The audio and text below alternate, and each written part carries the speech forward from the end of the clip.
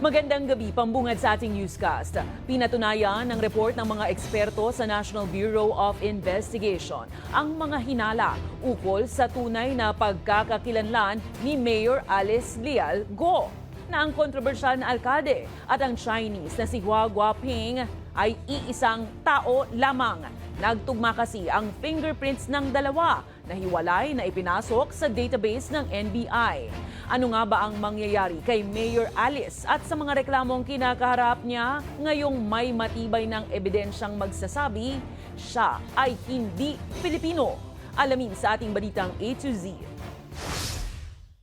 Pekeng Pilipino si Alice Go. Yan ang pahayag ni Senator Risa Ontiveros matapos kumpirmahin ng National Bureau of Investigation ang hinala ng senadora na isang Chinese national si Mayor Alice na nagpapanggap lang na Pilipino. Ayon kasi sa ahensya, ang fingerprints ni Mayor Alice Leal Go na nasa NBI biometrics data nitong October 2021 ay parehong-pareho sa March 2006 fingerprint card ng Chinese national na si Go Haping. Ibig sabihin, base sa fingerprint analysis report ng mga eksperto ng NBI, si Mayor Alice Go at si Go Haping ay iisang tao lang. So ito yung biometrics ni Go na nakuha ninyo.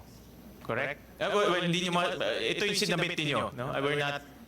Yan yung sinabit ninyo sa amin. This is the NBI clearance of Alice Go. Ayon sa isang criminal lawyer, ang bagong ebidensyang ito ay pwedeng maging basihan para makansela ang pagkamamamayan ni Go at kasabay nito ang kanyang karapatan na umupo bilang opisyal ng gobyerno sa Pilipinas. Is an indication that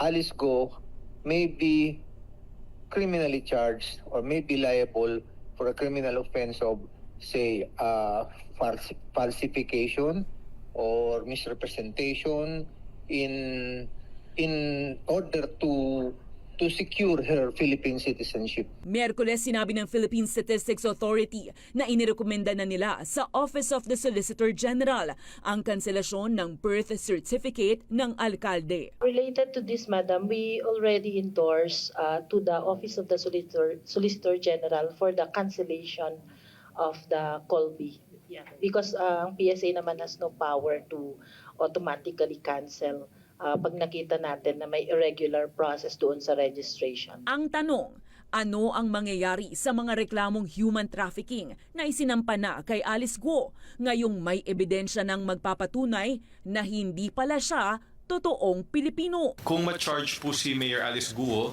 at yung mga ibang foreign nationals na respondents, sa harap po sila sa kaso at kung ma-deem guilty sila ng korte, ang maximum penalty po ay life imprisonment. Pending ang kaso sa korte, hindi po sila pwede ma-deport. Ibig sabihin yan, ayon sa Department of Justice, posibleng makulong dito sa Pilipinas si Go Haping alias Mayor Alice.